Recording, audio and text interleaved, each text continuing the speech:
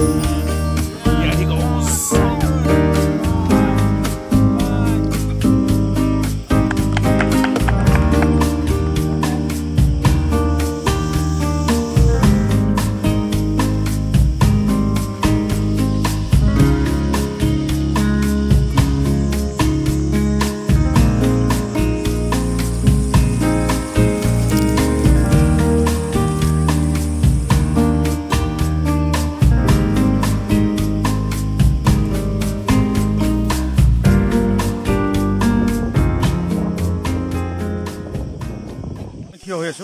এইখিনি দাণ্ডুপুৰ গাঁও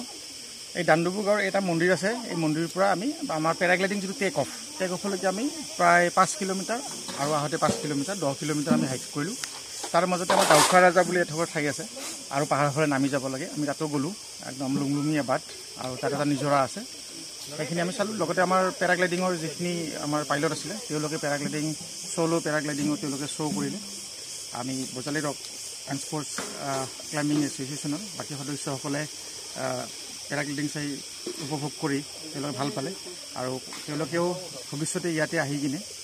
ইয়াতে শিক্ষা ল'ম বুলি পেৰাগ্লাইডিং শিকিব বুলি তেওঁলোকে আজি আমাক জনাইছে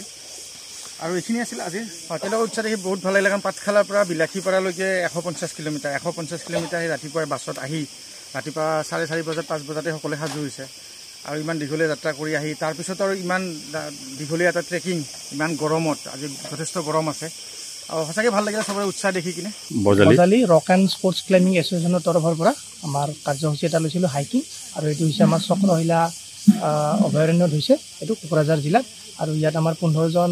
সদস্যই অংশগ্ৰহণ কৰিছে তাত 9জনী মহিলা আছিলে আৰু 6জন আমি পুৰুষ আছোঁ আৰু এই গোটেই টোটেল হাইকিংটোত অহা যোৱাত আমি 10 কিলোমিটাৰ অতিক্ৰম কৰিছোঁ আপ এণ্ড ডাউন আৰু ঝৰ্ণাৰ ফালে গৈছিলোঁ অতিৰিক্ত 1 কিলোমিটাৰ আৰু আমাৰ এই হাইকিংটোৰ এটা মানে আজি ভাল লগা আকৰ্ষণীয় দিশ এটা আছিল যে পেৰাগ্লাইডিং জাম্পিং শ্ব' এটা হৈছিলে গতিকে সেইটো আজি আমি প্ৰদৰ্শন কৰিছে পেৰাগ্লাইডাৰসকলে আৰু আমাৰ যিটো BRSCৰ প্ৰেচিডেণ্ট কুলেন দাস তেওঁ নিজে এগৰাকী ট্ৰেইনড পেৰাগ্লাইডিং পাইলট হয় গতিকে এইখিনি প্ৰদৰ্শনৰ যিটো সুযোগ আমি পালোঁ চোৱাৰ কাৰণে সেইটো তেওঁ এই গোটেইখিনি বস্তু ধুনীয়াকৈ আমাক ইয়াত এৰেঞ্জ কৰি দিছে এইটো আটাইতকৈ ভাল লগা কথা যে আমি বিভিন্ন দিশৰ মানুহ যে ৰয়ে কোৱাৰ দৰে যে ইয়াত আমাৰ মহাবিদ্যালয়ৰ শিক্ষক স্কুলৰ শিক্ষক ঘৰৰ গৃহিণী লগতে মানে সেল্ফ এমপ্লয়ড উইমেন আছে আৰু পুৰুষো আছে গতিকে এই গোটেইখিনি মানুহে আমি এটা মন লৈ আহিছোঁ যে প্ৰকৃতিৰ মাজলৈ গৈছোঁ প্ৰকৃতিৰ মাজত গৈ পেলাই আমি যে প্ৰকৃতিৰ পৰা আমি সদায় লৈয়ে আছোঁ প্ৰকৃতিক আমি দিব পৰা নাই গতিকে এই প্ৰকৃতিৰ মাজলৈ গৈ আমি একাত্ম হৈ যিটো মানে